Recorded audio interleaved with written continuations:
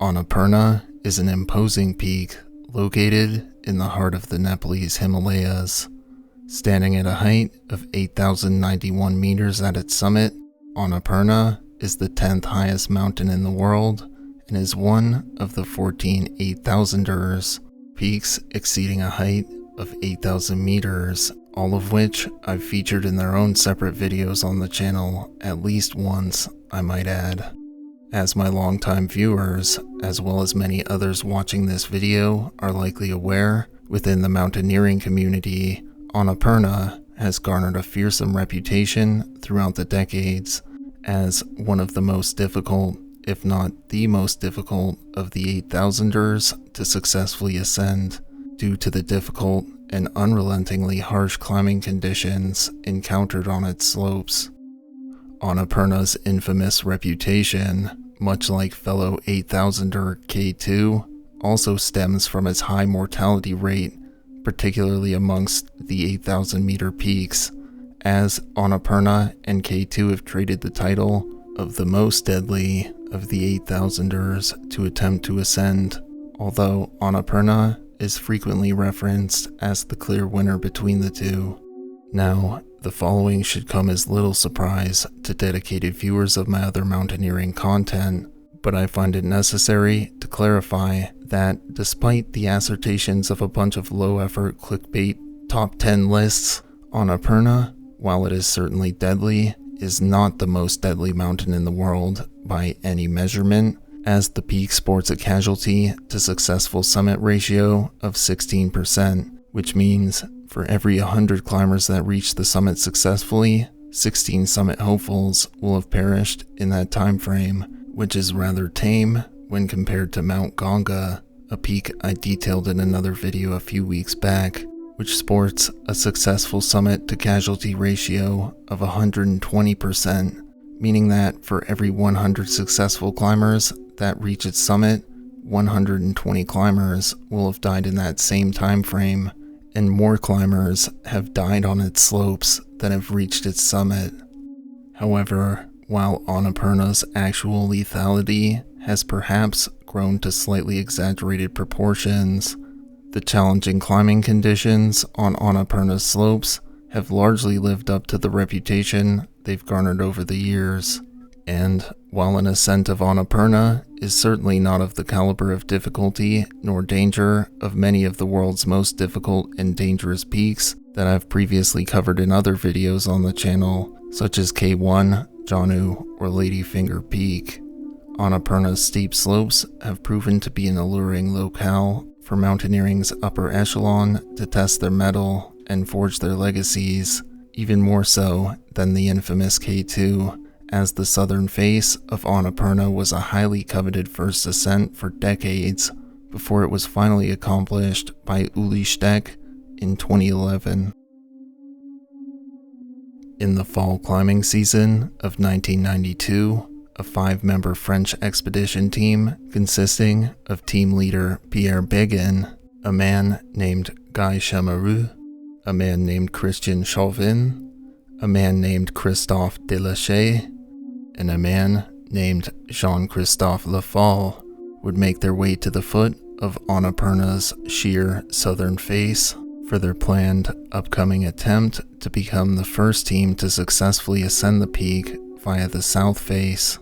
The expedition team would establish their base camp at an elevation of 4,300 meters on September 15th and would set to work further establishing their advanced base camp 1,000 meters higher up the mountain above its looming, crevasse-riddled glacier at an elevation of 5,330 meters, which they would successfully accomplish 3 days later on September 18th. However, following the establishment of their advanced base camp on September 18th, the team would then prioritize acclimatizing to the high altitude as they awaited a favorable weather window to attempt their ascent. As the team planned to attempt the rest of their ascent from advanced base camp onwards, alpine style, bivvying overnight as needed on one of the many narrow ledges that lined their route. By early October, the team was set to finally make an earnest bid for the summit, as a forecasted weather window of a few days of good weather was predicted to finally arise over the next few days.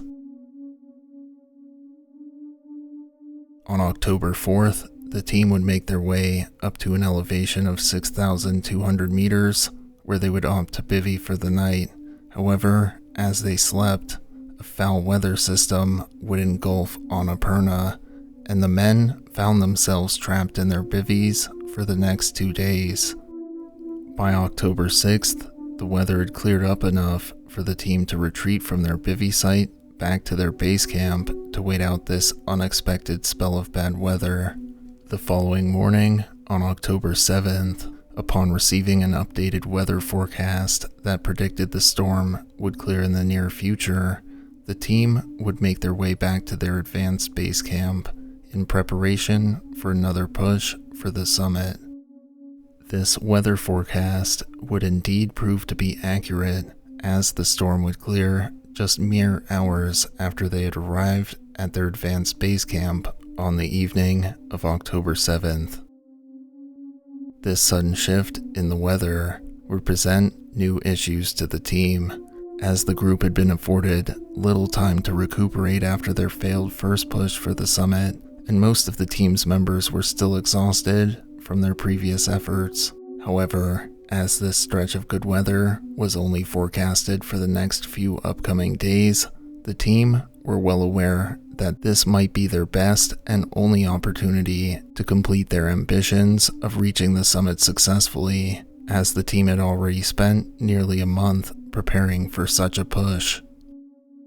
After the team deliberated on the issue for a while, only 2 of the team's 5 climbers would opt to seize this afforded weather window to make their bids for the summit.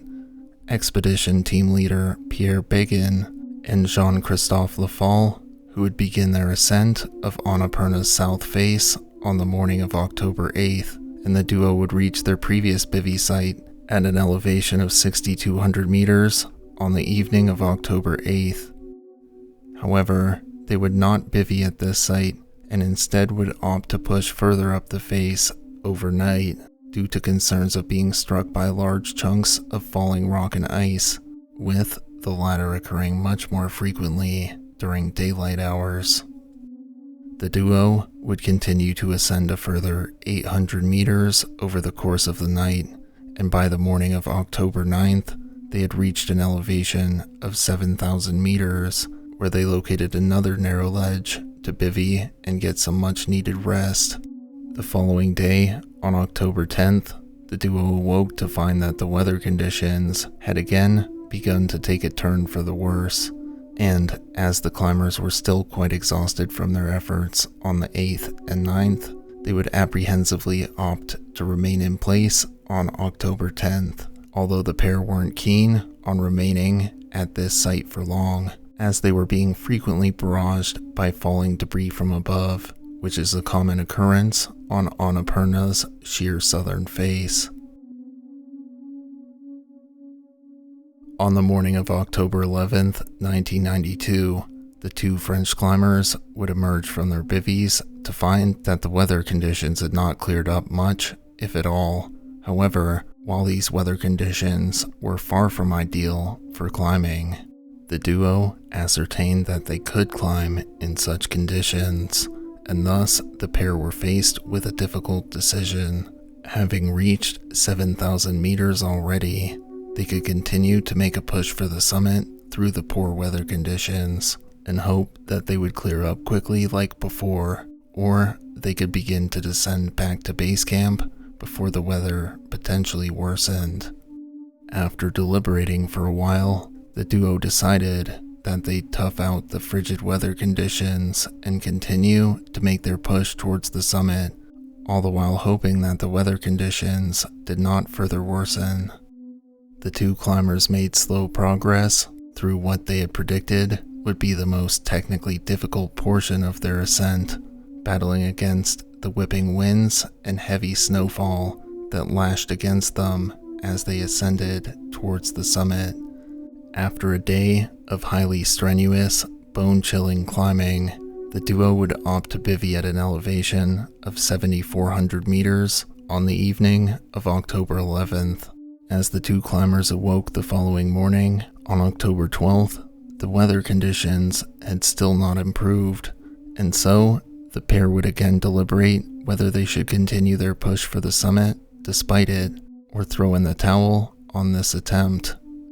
After discussing the matter for a while, the duo decided that continuing their summit push through the foul weather was not worth the risk, and thus the two men would begin their descent back to base camp that morning. However, as the duo descended down the face at an elevation of approximately 7,100 meters, a falling rock from above would shear Pierre's rope and would strike both him and Jean-Christophe, breaking Jean-Christophe's hand and subsequently sending Pierre plummeting 1,500 meters down the southern face to his death below. Jean-Christophe was now completely alone, high on Annapurna's slopes in worsening weather conditions, a truly nightmarish situation for even the most hardened of mountaineers. Jean-Christophe knew that his only hope of survival was to continue his descent despite the numerous risks. However, he would decide to bivvy at an elevation of 7,000 meters for the remainder of October 12th and throughout the entire 13th in order to recover his strength and possibly wait out the bad weather. The following morning, on October 14th, Jean-Christophe would awake to find that the weather conditions had not improved whatsoever, and thus he then opted to remain at the bivvy site throughout the remaining daylight hours of the 14th. However, he had grown increasingly nervous about being struck by falling rock and ice from above,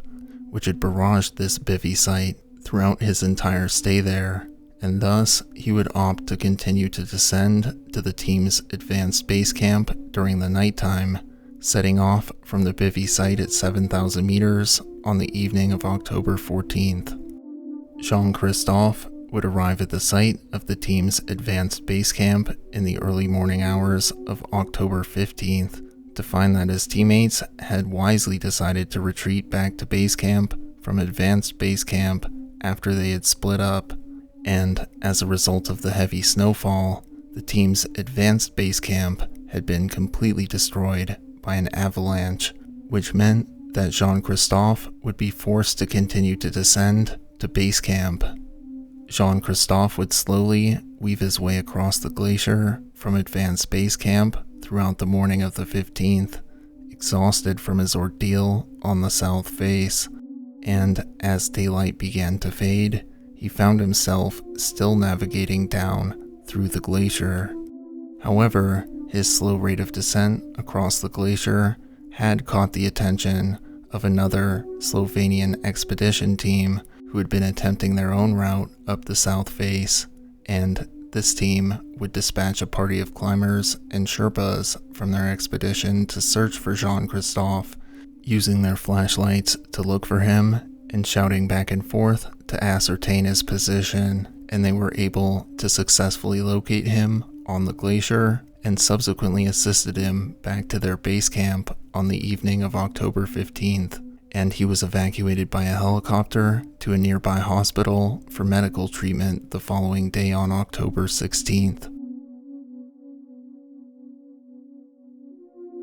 In wake of the incident, a simple helicopter search operation was enacted by local officials on October 20th, who scanned the face where Pierre had last been seen and where he could have likely fallen. However, after scanning the mountainside, they were unable to spot any trace of him during their reconnaissance efforts, and thus the efforts to recover his remains from the mountainside were subsequently abandoned. Thank you all for watching.